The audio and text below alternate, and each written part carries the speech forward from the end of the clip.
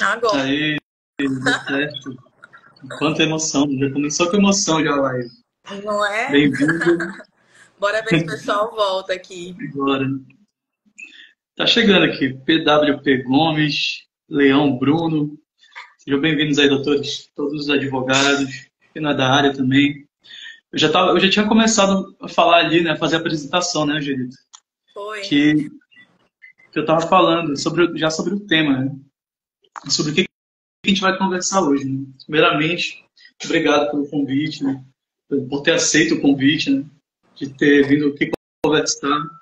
Eu sou um advogado criminalista, né? Caso quem esteja assistindo não me conheça, eu sou Hamilton Morim, sou advogado criminalista, e hoje a gente vai falar sobre um tema que é criminal, mas que ele demanda também um conhecimento dessa parte do direito do trabalho, né? E a Angelita, ela é uma advogada que já é especialista em direito trabalhista, né? Ela atua na área trabalhista, ela atua na área previdenciária, ela tem um conhecimento, tem uma experiência no dia a dia, ela está trabalhando com isso. Então, isso que é legal, essa interdisciplinariedade, né, que vai acrescentar bastante aqui. Então, a minha ideia é a gente falar sobre essa responsabilidade do empregador, e eu vou trazer um ponto de vista do advogado criminal, e, e você, a Angelita, vai trazer essa questão, um ângulo mais do direito do trabalho, mas também pensando em como a gente pode diminuir, aplacar, né, esses riscos penais que todo dia estão afligindo aí o empregador, né? Então, seja bem-vindo. Se você quiser falar alguma coisa, se apresentar também, fique à vontade. Olá, gente, boa noite. Queria primeiramente agradecer, né, o convite do Dr. Hamilton. É uma satisfação para mim estar aqui podendo ter esse bate-papo com vocês, algo mais informal, acima de tudo acessível, que é o que a gente quer fazer, né, através dessa live, trazer acessibilidade para as pessoas que estão assistindo a gente, que não são da área do direito, consigam compreender aquilo que a gente quer passar. Então, a gente vai fazer um bate-papo mesmo, trazendo essa interdisciplinaridade, como o Dr. Hamilton explicou anteriormente, até porque a gente aprende isso no direito, né? As áreas, elas se englobam, elas se misturam, elas se envolvem. E a gente vai ter essa conversa hoje com vocês. Então, eu me apresentando para quem não me conhece e está acompanhando a nossa live. Eu sou Angelita Torres, hoje eu trabalho com direito do trabalho, previdenciário e civil. Mas eu sou uma amante ali do direito criminal, então para mim está sendo um prazer muito grande estar aqui com vocês hoje. Espero que vocês compreendam. Quem tiver dúvidas, pode deixar aqui embaixo durante a live que nós vamos responder no final. Inclusive, separamos, eu e o Dr. Hamilton, algumas dúvidas mais frequentes que foram deixadas na caixinha de perguntas que ele abriu durante a semana nos stories dele. Então, no final, vai ter aí a gente respondendo e tirando dúvida de vocês. A Angelita, muito de direito penal, inclusive, nós estudamos juntos na UNAMA, né, Angelita? E a gente se Foi. reencontrou depois de muitos anos ali no IPDD, né, no Instituto Paraense de Direito de Defesa, Sim, no curso do Tribunal do Júri, do Tribuno do Júri. A doutora Angelita falou muito bem ali, éramos do mesmo grupo, né? Inclusive fomos vitoriosos ali no Tribunal do Júri, no júri simulado, verdade, né? verdade. A gente Então, é isso estudou aí. junto na Então, faculdade, nos reencontramos no curso do IPDD, que por sinal foi um curso excelente, que acrescentou muito na vida de todo mundo ali, uma mudança mesmo profissional para a gente. E ficamos na mesma equipe, que era a equipe da acusação. Foi uma experiência muito legal e com certeza eu vou guardar aí para sempre. isso aí. Estou vendo bastante gente aqui, doutor Andrew, doutora Karina, Alessandra, sejam todos bem-vindos. Então, olha, essa live aqui ela vai ficar gravada, né? Ela vai ficar aqui no meu perfil e depois eu vou colocar ela no YouTube também. E a minha ideia aqui, Angelita, é fazer uma pequena orientação jurídica, para quem tem dúvidas sobre esse tema, poder vir aqui consultar, entender melhor o que é importante de saber, né? E já começando, partindo agora para o tema em si, eu começo com uma pergunta, que é qual que é a importância realmente desse tema para o empregador, né?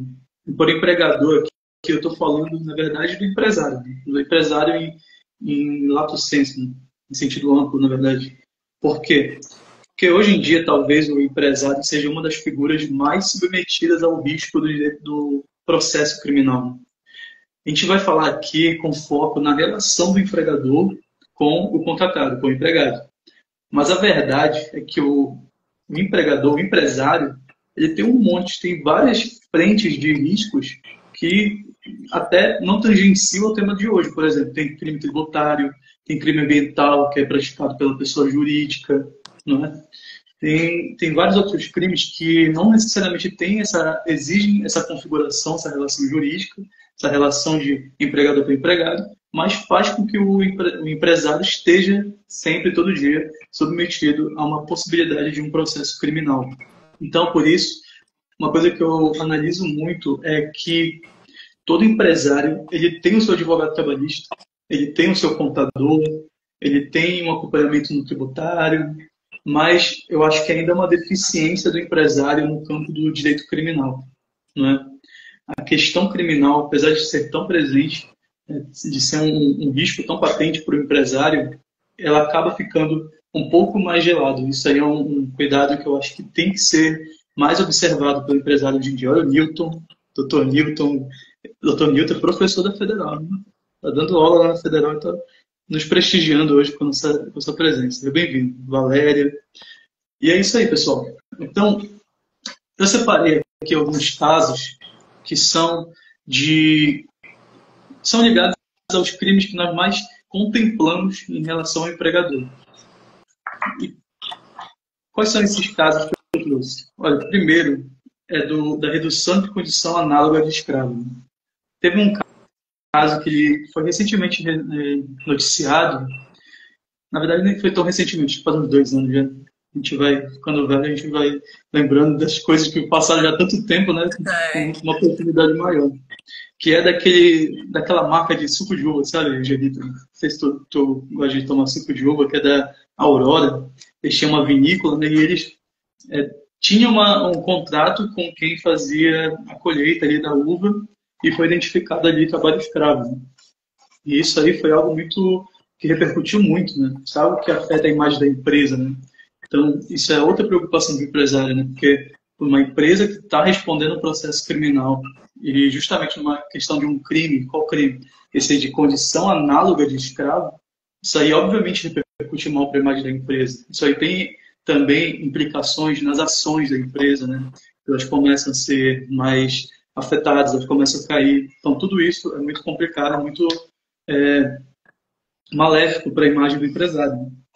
Outro caso, a própria JBS, que é mais conhecida, né, que comercializa carne, também já teve casos de redução análoga à escravidão, porque o caso que eu separei aqui foram um grupo de trabalhadores que foram identificados pelos fiscais do trabalho com 16 horas diárias e comiam frangos descartados. E aí isso aí virou uma investigação e foi apurado ali tanto na questão do trabalho, né, quanto na criminal. E o Ministério do Trabalho, ele tem um documento que todo ano ele divulga, que é a lista suja das empresas que acabam tendo algum tipo de relação com esse crime da redução à condição análoga de escravo. Muito bem.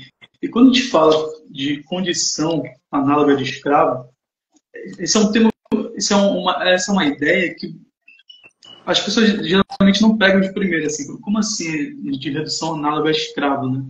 Porque, não estou sendo pago, é isso. Não, às vezes a pessoa está sendo pago pela sua contraprestação, mas as condições do trabalho, elas são muito degradantes, são extremamente degradantes. Podem ser questões de trabalho forçados também, mas pode ser uma jornada exaustiva, por exemplo, esse caso da JBS. Foi um caso de 16 horas de trabalho, né? Superando em muito o que a lei dispõe sobre uma jornada de trabalho lícita. Né? Ou pode ser aquela questão da locomoção que é cerceada em razão de uma dívida que foi contraída com o empregador. Né? Então, tudo isso acaba incidindo no tipo penal, é o artigo 149 do Código Penal, que é esse crime da redução à condição análoga à de escravo. É cabível um acordo de não persecução penal nesse crime, por quê? Porque o delito ele tem uma pena mínima de 2 anos, e aí o acordo de não persecução penal ele tem alguns requisitos. Né? O que é o acordo de não persecução penal? Você firma um acordo com o Ministério Público ele oferece algumas condições, E se você cumprir essas condições, então você não vai responder esse processo penal. Então, dependendo de como for esse caso, né, porque não precisa ser também uma grande empresa, não precisa ser uma quantidade enorme de trabalhadores. Essa redução condicional de escravo ela pode ser cometida por uma pessoa física, um empregador, pessoa física, com alguém que presta serviço doméstico. Sim. Então, o escopo ele não é apenas esse escopo maior, né? Ele tem uma dimensão um pouco mais delimitada também. Então, nesse caso da pessoa física, caso o Ministério Público entenda que não tem uma reprovabilidade tão acentuada a ponto de impedir um acordo, seria possível, certo? E eu separei aqui alguns precedentes, porque a gente tem que ter um cuidado nesse crime, que é a questão de que a condição inadequada ela não pode ser banalizada também. Não é toda condição inadequada que vai automaticamente significar que é um crime de redução à condição de escravo. Tem alguns precedentes do Tribunal Regional Federal, da primeira região, da quarta e da terceira turma, que falam justamente isso. É uma apelação a 006-217-11-2012-401-3901. Que ela fala, o que ela diz? Desembargador César Jataí. A condenação por trabalho análogo de escravo somente se justifica em casos graves e extremos, sem razoabilidade, quando a violação aos direitos de trabalho é intensa e persistente, nos quais haja efetivamente um rebaixamento do trabalhador na sua condição humana, em tarefas em cuja execução é submetido a constrangimentos econômicos pessoais inaceitáveis. Aí o outro precedente da terceira turma, ele já entende que, olha, já que a redução à condição análoga de escravo, então tem que ter uma relação de emprego, né? Tem que ter uma permanência, tem que ter uma estabilidade nessa relação. O caso que eles estavam analisando era justamente um caso em que os trabalhadores tinham ficado 3 dias, de 3 dias a 3 meses, em condições que realmente eram extenuantes, degradantes. Só que, como foi um período tão curto, o desembargador entendeu que não estava satisfeito esse requisito da permanência e duração, que, como você bem sabe, né, Angelita, são requisitos obrigatórios para entender que aquilo ali é uma relação de trabalho. Então, são fases. Né? Primeiro, a gente tem que entender se isso aqui é realmente uma relação de trabalho e depois temos que verificar se essas condições de trabalho são degradantes a ponto de exacerbar, transcender o senso comum, um patamar realmente aceitável que viola desarrazoadamente a dignidade da pessoa humana. Né? Se quiser comentar alguma coisa, se quiser fazer alguma consideração, pode ficar à vontade, tá, Angelita? E passando para um outro crime, o João Felipe também entrou aqui, doutor Paulo. Doutor Rafael Lauria mandou boa noite para a gente aqui. Boa noite, doutor. Boa noite. Obrigada a todo mundo que está acompanhando, prestigiando aqui a nossa live. Isso aí, pessoal. E só para quem está chegando agora, a gente está falando da responsabilidade do empregador. Eu comecei a falar sobre o delito de redução à condição análoga de escravo. E agora eu vou passar para o assédio sexual. Talvez seja o delito de empregador que a gente mais vê no noticiário, né? Doutor Paulo, boa noite. Sim. Que a gente mais vê em casos muito polêmicos, né? Porque o que diz o tipo penal? Ele fala constranger alguém com o intuito de obter vantagem ou favorecimento sexual, prevalecendo seu agente da sua condição de superior, hierárquico ou ascendência inerentes ao exercício de emprego, cargo ou função. Então, o assédio sexual, no linguajar mais comum, tem muita confusão, né, nos crimes contra a dignidade sexual. Existe uma confusão muito grande entre assédio sexual, importunação sexual, estupro, né, estupro de vulnerável. São conceitos que eles acabam se misturando às vezes. Acho que valeria até uma live sobre crimes contra a dignidade sexual, mas aqui focando só no assédio sexual. O assédio sexual ele não pode ser cometido entre duas pessoas que não tenham essa condição de emprego. A relação de trabalho ela é um requisito do crime, do tipo penal. Porque a lei coloca como requisito essa condição de superior hierárquico. Então, quando duas pessoas que não têm uma relação de trabalho, não têm vínculo empregatício, falar estou sendo assediado sexualmente. Não. Está incorreta essa afirmação, porque possivelmente você está sendo importunado. Né? Pode ser uma importunação sexual, mas não um assédio. O assédio ele exige que tenha a figura do empregador, do empregado, e esse constrangimento para favorecimento sexual, ele possui essa reprovabilidade maior justamente porque está se prevalecendo de uma posição de poder do empregador sobre o empregado, né? Para conseguir com uma maior facilidade essa questão sexual. Aí uma questão interessante aqui, eu diria, que esse aqui é um debate polêmico. A pergunta que fica, o professor, ele pode realizar um assédio sexual? O que tu acha? A questão do professor. Porque isso é uma coisa que deixa a gente em dúvida, né? Porque o professor, ele não tem uma relação de emprego entre ele e o aluno. Mas ele tem uma relação de hierarquia, né? Aí tem uma relação de hierarquia. Eu vou falar a minha opinião. Eu acho que não encaixa. Eu acho que isso não é crime de assédio sexual do professor para o aluno. E tem uma divergência na doutrina, sabe?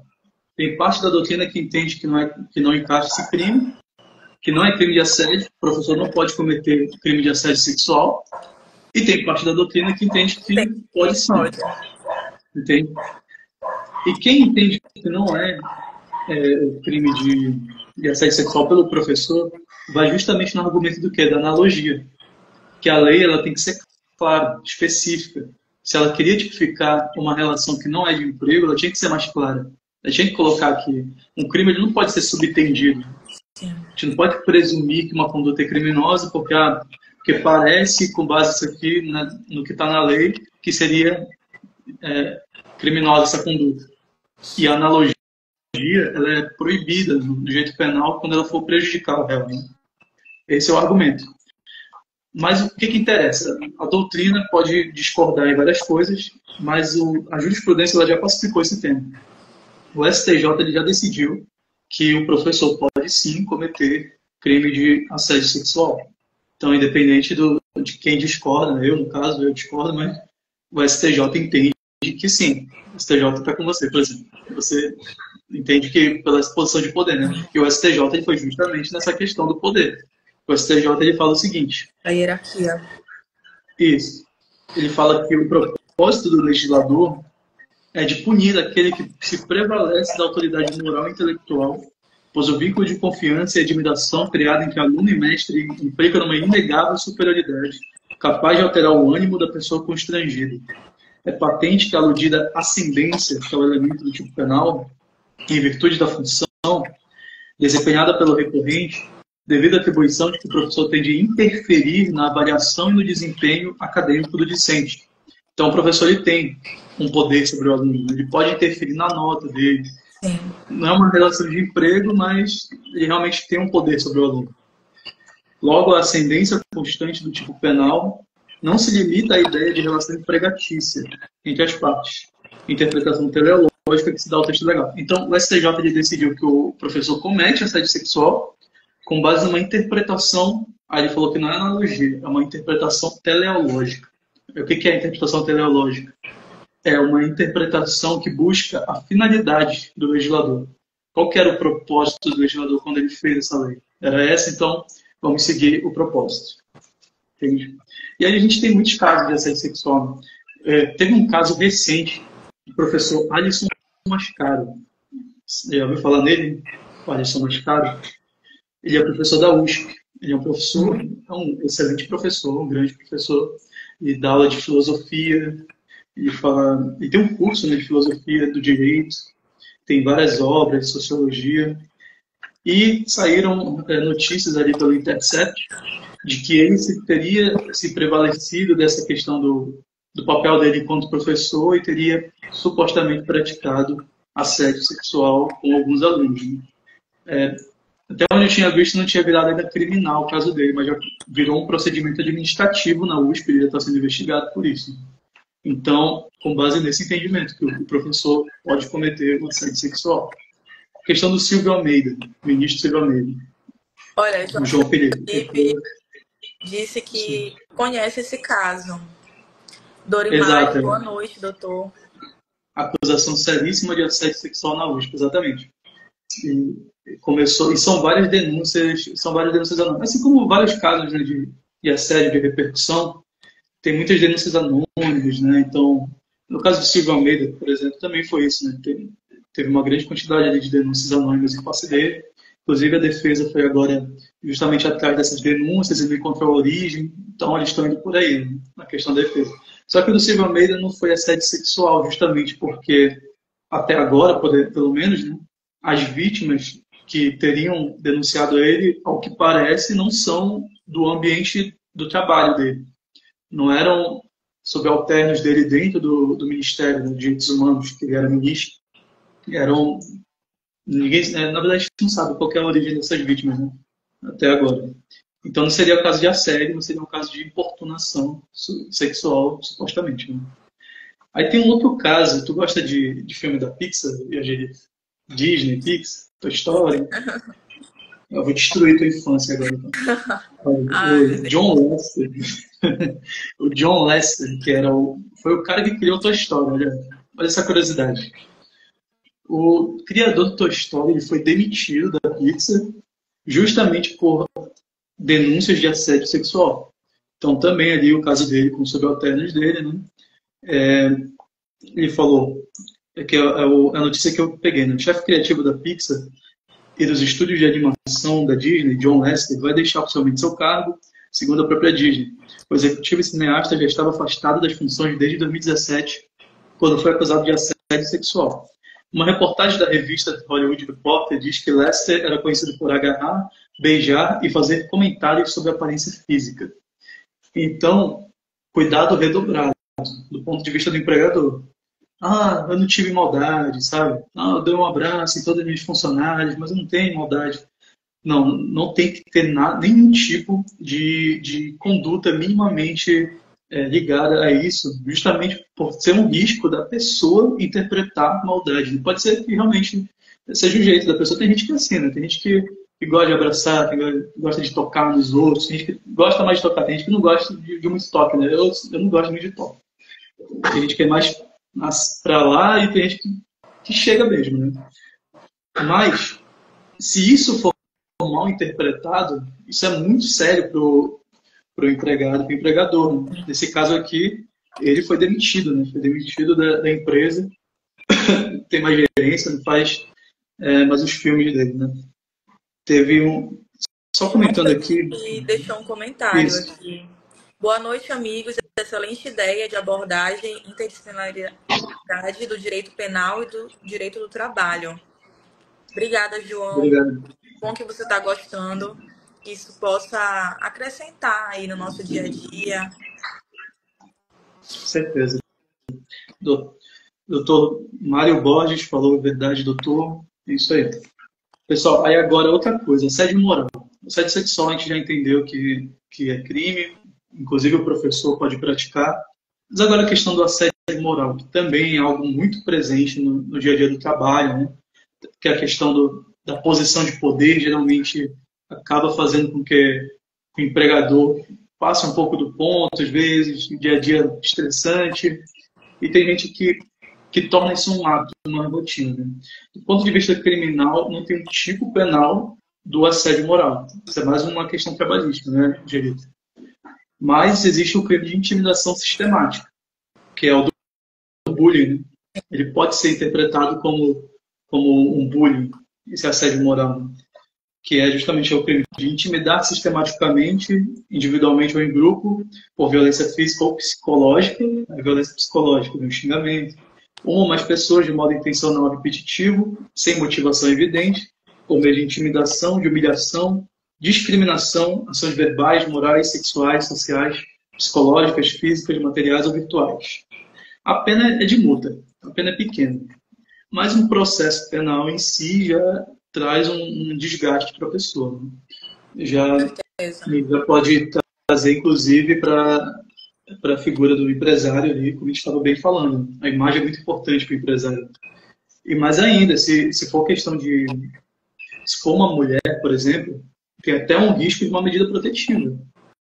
Então, olha, a pena de multa é algo muito baixo e quase irrisório, né? Mas ela pode utilizar intimidação sistemática do assédio moral para pedir medida protetiva, falando de violência psicológica, né? Então, receber uma medida protetiva, isso aí já prejudica muito o empregador. Até porque uma das medidas protetivas pode ser de afastar o empregador da moça, que é empregada. Então, ele não vai poder nem comparecer no seu trabalho, né? Ele nem vai poder ir no dia a dia, porque senão ele vai estar violando medida protetiva e isso aí dá cadeia. Prisão. Prisão por descumprimento de medida protetiva. E, por fim, eu queria falar da apropriação indébita previdenciária, que é quando o empregador ele desconta do salário do funcionário valores que ele deveria repassar para a Previdência, INSS, mas ele deixa de repassar. Então, isso é considerado uma apropriação indébita. Ou seja, você que é empregado, você tem descontado do seu salário determinado valor que deveria ser mandado para o INSS. Caso você tenha algum problema, aí vem o seguro social e você consegue ali um benefício previdenciário. Só que o empregador, ele deixou de passar. Ele não pagou para o INSS. Entende? Então, isso é um crime de apropriação indébita previdenciária. Teve um caso que foi um escândalo que estourou, que eram vários empresários, né, eram sócios de restaurante, e eles foram condenados justamente pela apropriação indébita. Eles descontaram R$ 90 mil dos funcionários e não repassaram ao INSS. Então, incorre nesse crime, a pena de 2 a 5 anos. E aí tem algumas questões para a defesa do empregador, caso ele venha a ser acusado de uma apropriação indébita previdenciária. A punibilidade dele pode ser extinta se antes do início da ação fiscal, de fiscalização dele, né, ele pagar espontaneamente. Porque pode ter sido só um equívoco também. Pode não ter um dolo de se apropriar, mas aí teve um erro ali de comunicação entre os setores da empresa e eles deixaram de repassar e teve um equívoco. Aí depois ele se tocou no que estava acontecendo e ele pagou. Ele pagou a tempo antes de uma ação fiscal contra ele, então a punibilidade criminal dele vai ser extinta. O juiz pode deixar de aplicar a pena ou pode aplicar só uma multa, se ele for primário, ou tiver 12 antecedentes, desde que ele cumpra alguns requisitos. E, além de todos esses crimes que a gente está falando, ainda tem um risco de ter uma organização criminosa ou uma lavagem de capitais, dependendo de como for a prática da configuração. Aí agora, Angelita, eu te passo a palavra, né? Acho que eu falei muito já. Não, que isso. Trouxe vários exemplos muito bons aqui pra gente. Obrigado. E só para te dar um gancho, eu queria te fazer umas perguntas, né? Que eu acho que tu já vai abordar na tua resposta, Sim. na tua exposição, que é justamente como é que protege o empregador, né? Como é que protege o empresário nesse cenário tão aflitivo, tão conflituoso? Qual o tipo de cautela que o empregador pode tomar, né? O que é importante dele fazer? O que tu enxerga de principal perigo que ele deve dar uma atenção? E quais são os mecanismos que ele pode introduzir no dia a dia dele, na atividade empresarial dele, para evitar esses riscos? Sim. Vou responder todas as suas perguntas, né? E de quem deixou dúvida para a gente aqui, podem ficar à vontade para interagir com a gente. Bem-vinda, doutora Maria, doutora Bianca Mesquita, doutor Dorimário, doutor João Felipe. Obrigada pela participação de vocês, doutora Marlu e todo mundo que já passou por aqui com a gente até agora. Para quem entrou agora, o doutor Hamilton, ele compartilhou aqui conosco os crimes, alguns crimes mais comuns que podem acontecer, que podem envolver o empregador, que é o tema da nossa live. E eu vou continuar aqui essa conversa com vocês agora, trazendo um pouco na introdução sobre esses riscos criminais que recaem sobre o empregador, sobre a empresa e como a gente pode prevenir esses riscos através da compliance, por exemplo, essa responsabilidade empresarial, que é fundamental para evitar esses riscos. A maioria dos empregadores, vocês devem saber e até imaginar, a maioria enxerga o direito do trabalho apenas como um campo de multas, um campo de indenização. Pouca gente sabe que existem situações, como o doutor Hamilton compartilhou conosco, e outras também, que ultrapassam a esfera civil, a esfera trabalhista, que podem ter consequências criminais mesmo. Eu vou citar para vocês de maneira breve, para a gente não tomar tanto tempo, né, que nós temos aqui, Mas, um exemplo, acidente de trabalho, um acidente de trabalho que acontece de maneira grave, sem medidas preventivas da empresa, ou seja, um acidente que ocorreu por conta de falta de medida preventiva da empresa, causando um homicídio culposo, uma lesão corporal culposa. Isso é um exemplo. Um outro exemplo é um acidente que decorre por conta da ausência de medidas de segurança que são obrigatórias para aquela empresa. O empregador ele pode ser responsabilizado criminalmente por isso. O que o doutor Hamilton citou, que é o trabalho degradante, análogo à escravidão, emprego de menores em atividades proibidas, atividades insalubres, também pode trazer um risco criminal para aquele empregador. O empregador, ele trazer para a empresa, né, permitir que menores trabalhem ali em condições proibidas, que pode gerar uma responsabilização também. O assédio moral, o assédio sexual, que já foi explicado muito bem pelo Dr. Hamilton. Ou seja, gente, não se trata apenas de pagar uma indenização, de tentar resolver aquela situação na seara trabalhista, mas um risco real de responder criminalmente por essas condutas. O que é mais comum disso tudo que eu citei, o que mais acontece, eu posso dizer para vocês, até pela minha prática ali no meu dia a dia, é funcionários que não têm registro. Não cabe só multa, mas pode também configurar uma frustração de direito trabalhista. O empregador ter na sua empresa aqueles funcionários que não têm registro, não têm carteira assinada. Uma jornada excessiva, uma jornada sem controle, pode caracterizar uma submissão, condições degradantes, como foi explicado anteriormente, o assédio moral, o assédio sexual também muito comum, omissão no fornecimento de EPI ou medidas de segurança, que pode causar um acidente grave. O empregador, sim, pode responder de maneira criminal ali por esse crime. Então, esses exemplos que eu trouxe para vocês mostram para a gente que não é só um descuido, não a gente não deve manter aquela cultura de depois eu resolvo, é algo simples, vou começar a minha empresa, não tenho condição de ter agora um setor jurídico, mas como o doutor Hamilton falou lá no início da nossa live, para quem não estava ainda aqui, é essencial ter um setor jurídico, é essencial a empresa ter uma orientação jurídica. E a maioria deixa isso para depois. Como ele disse, a maioria deixa isso para depois. Acha que isso não é importante ou só vem recorrer a um advogado no momento que já existe um processo, que já existe uma situação.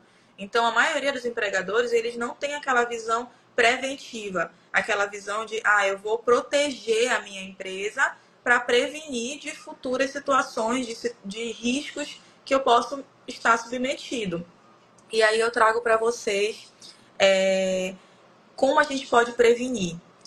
Eu não sei se vocês já ouviram falar, para quem está aqui e não é da área jurídica, né, do direito, que eu estou vendo aqui bastante gente participando, já ouviram falar no compliance. O compliance trabalhista, né, o compliance, ele é um termo que vem do inglês, que é do to comply, que significa conformidade, estar em conformidade. No contexto empresarial que a gente está trazendo para vocês hoje, o compliance ele é um conjunto de práticas adotadas pelaquela empresa para garantir que a empresa está cumprindo as leis, que a empresa está de acordo com as normas, com os regulamentos que são aplicáveis àquela situação, especialmente as leis trabalhistas. Então, o compliance trabalhista, ele tem um objetivo de prevenir irregularidades contratuais, por exemplo, de reduzir os riscos de passivo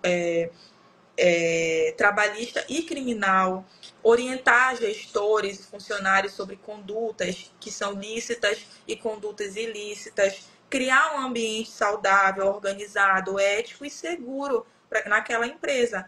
O compliance nada mais é, gente, do que uma ferramenta estratégica que protege o empresário, protege os gestores, protege os sócios e os funcionários também, os empregados daquela empresa. Então, ele tem um objetivo de melhorar o clima interno daquela empresa, de manter aquilo organizado. Então, gente, o compliance, ele é um programa que deve seguir alguns passos práticos. Eu anotei aqui para deixar tudo organizadinho. O que nós podemos fazer através do compliance? Que um advogado, né, pode fazer através do compliance em uma empresa. Auditoria trabalhista interna. Isso acontece quando a empresa nos contrata naquele momento que já existe, muitas vezes, situações, ou ela quer prevenir, por exemplo. A primeira coisa que o advogado faz é uma auditoria interna ali, trabalhista, para levantar todos os vínculos que existem na empresa, todas as situações que estão irregulares ou informais. Essa é uma auditoria interna que a gente faz. Elaboração de um código de conduta, isso eu acho essencial. Um código de conduta de regras sobre assédio, sobre discriminação, hierarquia, sobre respeito, um código de conduta para todo mundo seguir ali naquela empresa. Um treinamento periódico de gestores, de equipes, especialmente sobre assédio moral, sexual. Esse treinamento são reuniões que a gente faz periodicamente com a empresa, com todos os funcionários, reúne com os sócios, com os gerentes, com todo mundo que faz parte daquela empresa. Criar um canal de denúncia sigilosa. Esse canal também é muito interessante e eu já fiz isso em alguma das empresas que eu cuido atualmente. É um canal sigiloso, onde aquelas pessoas que fazem parte daquele grupo vão poder relatar situações com segurança, né? Sem aquele medo de sofrer uma consequência por estar relatando uma situação que está passando, um assédio moral, um assédio sexual.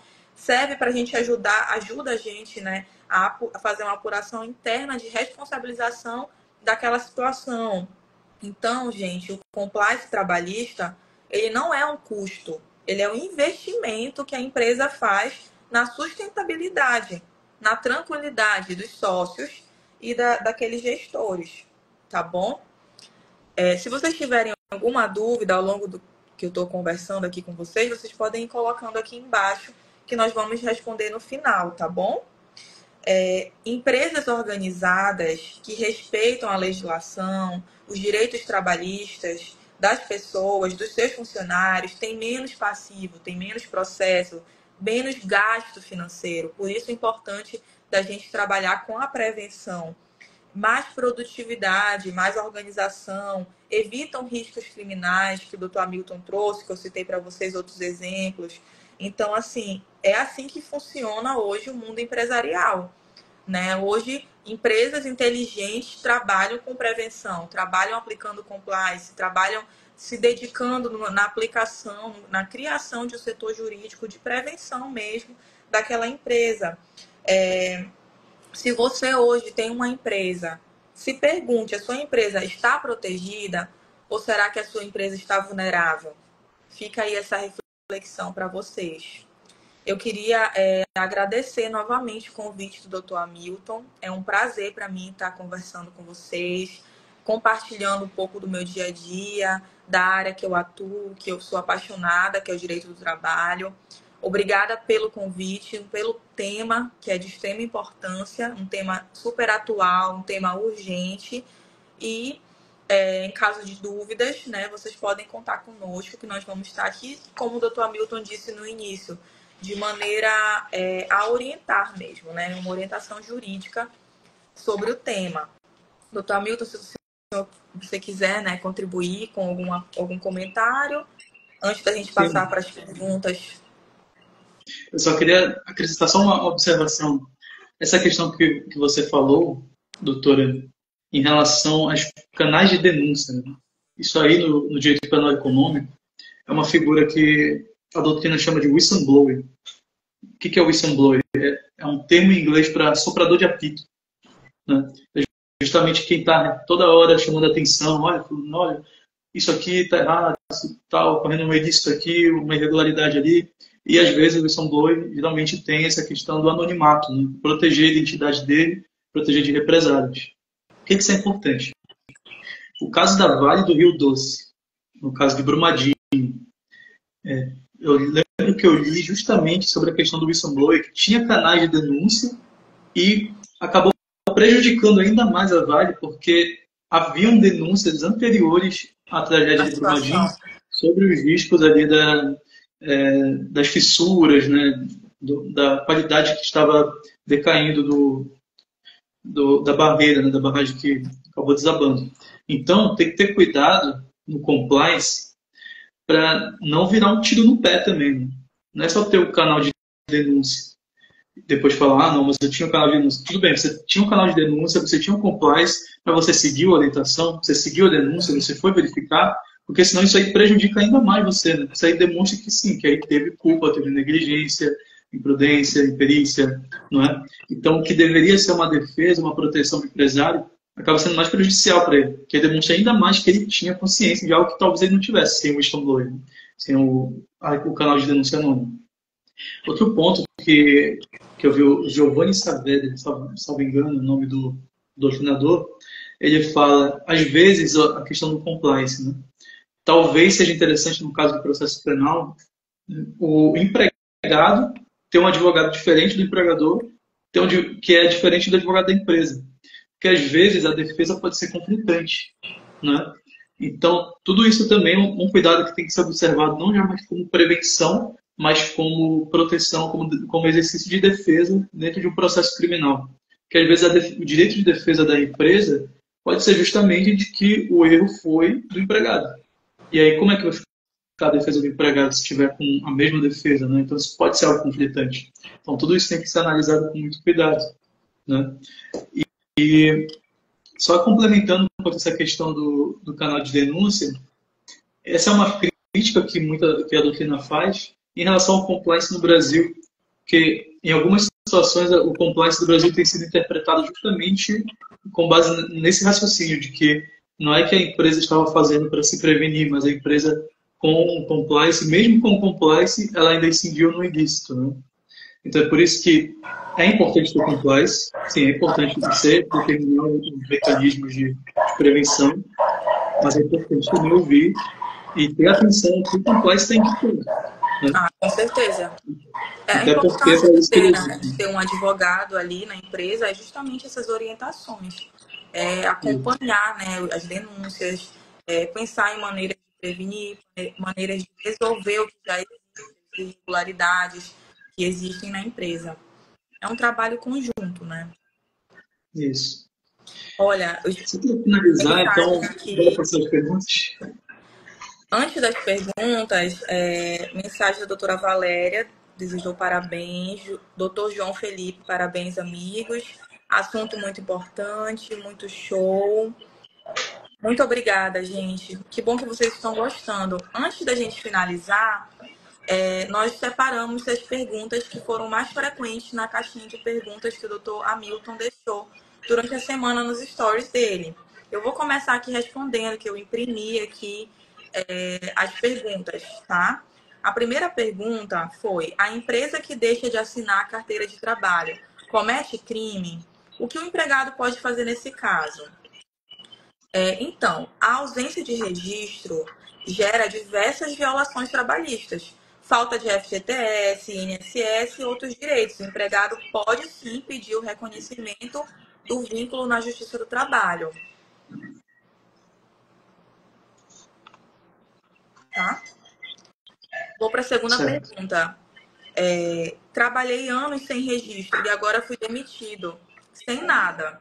Além da Justiça do Trabalho, posso denunciar o empregador criminalmente?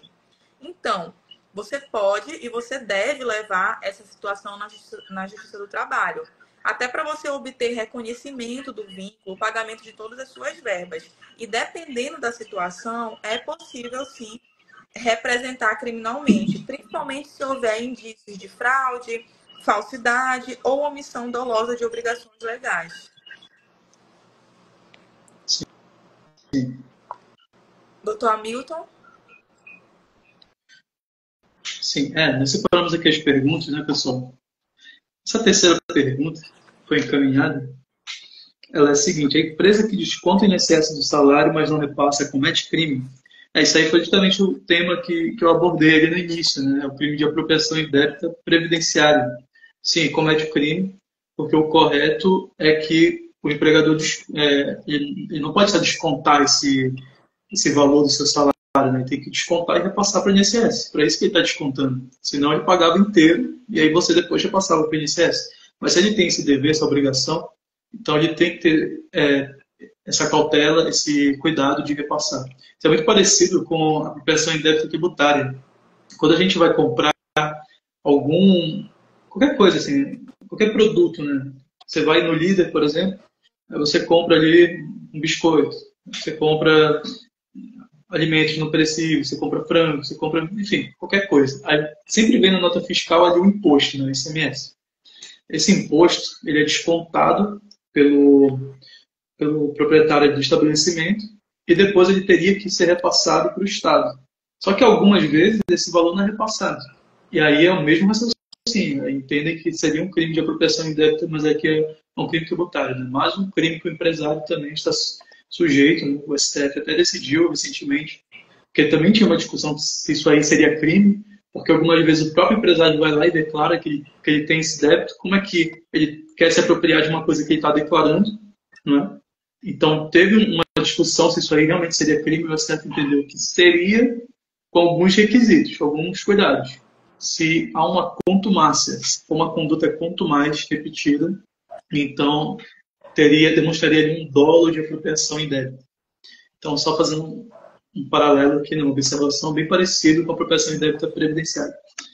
A quarta pergunta é se o assédio moral e sexual são crimes ou são infrações trabalhistas.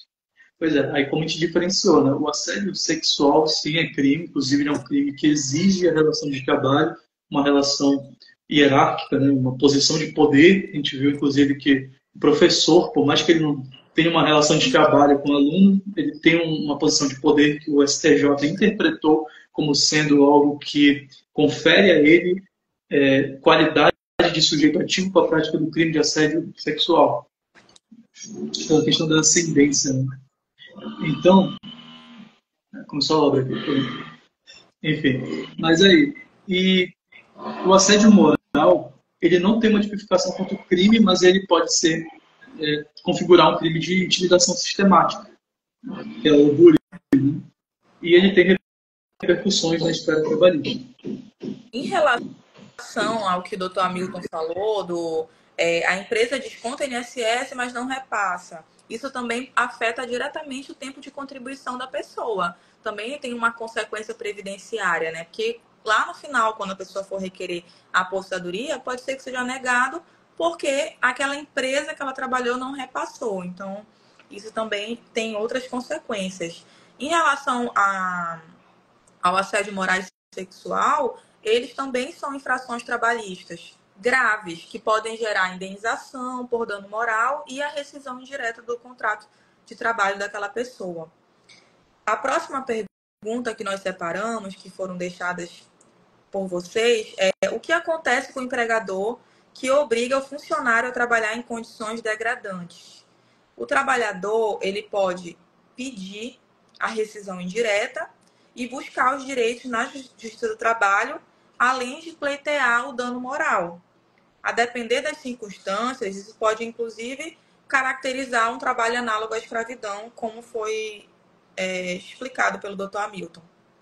A outra pergunta é, se eu denunciar o meu patrão, por um crime, posso ser demitido por justa causa? Não, gente. Se houver uma retaliação por denúncia legítima, isso pode configurar até um abuso de direito e gerar estabilidade para aquela pessoa, gerar indenização para aquela pessoa. O empregador que ameaça o empregado, que persegue aquela pessoa, que coage aquela pessoa, pode responder pelo crime de coação também, que já entra na seara do Dr. Hamilton. Tem uma pergunta se fazer o empregado assinar um pedido de demissão configuraria falsidade ideológica. Né?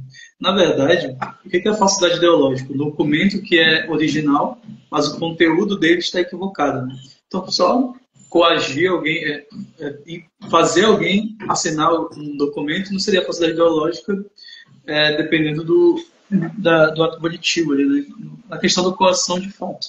Mas a outra pergunta que fala quais situações o empregador pode ser preso por algo que fez contra o empregado. Tem inúmeros, vários. Um dos exemplos a gente deu aqui, inclusive, né? A questão Se uma empregada solicita medidas protetivas em face do empregador e esse empregador acaba descumprindo essa medida protetiva, isso é questão de prisão. Né?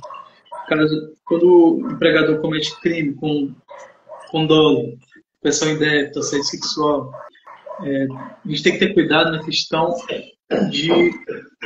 Porque a prisão que estão perguntando aqui é a prisão preventiva, né? A prisão cautelar. É uma prisão que ocorre antes da sentença, né? Antes dele ser julgado. Então, é uma prisão que não é uma punição. Se ele for condenado ao final e o quanto da pena, né, a quantidade da pena realmente autorizar a prisão, então vai ser preso como punição. Mas agora, ele pode ser preso antes de ser condenado cautelarmente. E se é cautelar, então a liberdade dele tem que oferecer um risco. Um risco à testemunha, um risco à vítima, um risco à garantia da ordem pública, se ele tiver risco de reiteração delitiva, um risco de evasão, de aplicação da lei penal, se ele quiser fugir, se evadir. Então, são riscos que a liberdade dele enseja. E esses riscos têm que ser atuais, contemporâneos. Se existir isso, então pode ser que ele venha a ser preso preventivamente. Ou pode ser que o magistrado aplique uma medida cautelar diversa. Porque pode ser que, por mais que tenha um risco pela liberdade dele, uma tornozeleira já resolve, recolhimento domiciliar noturno. Então, tudo isso tem que ser avaliado, mas dependendo do caso, da gravidade, de como a liberdade dele tem ensejado riscos, então pode sim culminar numa prisão preventiva. Sim. Olha, inclusive trazendo para o direito do trabalho, se aquela pessoa, o empregado, assinar uma demissão forçada, isso é claramente legal, como o doutor explicou. O trabalhador, ele pode, inclusive, pedir a anulação dessa rescisão, reconhecer a demissão e reconhecer a demissão sem justa causa, tá?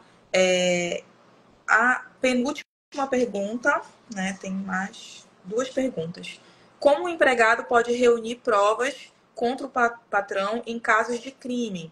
É importante guardar documentos, prints, gravar conversas, desde que ele participe daquela gravação, e reunir testemunhas. Isso é um ponto que a gente sempre pede quando a gente vai advogar para um empregado. É ter uma quantidade de provas grandes, ter testemunha naquela situação. E quais os maiores erros que os empregadores cometem e nem sabem que podem estar cometendo crime? Com certeza, o mais comum e o maior erro é não registrar os seus empregados, não pagar corretamente as verbas rescisórias, impor jornadas ilegais, manter um ambiente tóxico de trabalho. Tudo isso são situações muito comuns. Reter documentos do trabalhador, como foi explicado, né, anteriormente pelo doutor, não repassar os valores ao INSS, isso também é muito comum. Deixa eu ler aqui para nós finalizarmos. Doutor João Felipe, duas feras e jovens talentos do direito paraense. Obrigada, doutor. Muito obrigada. O senhor também é um excelente advogado. Admiro bastante. Doutora Bianca, assunto super necessário. Vocês são demais. Obrigada por ter nos acompanhado. Eu agradeço a participação de todos. Quem ficou do início ao fim da nossa live, doutora Valéria, doutora Karina, doutor Dorimário. Muito obrigada pela participação de vocês.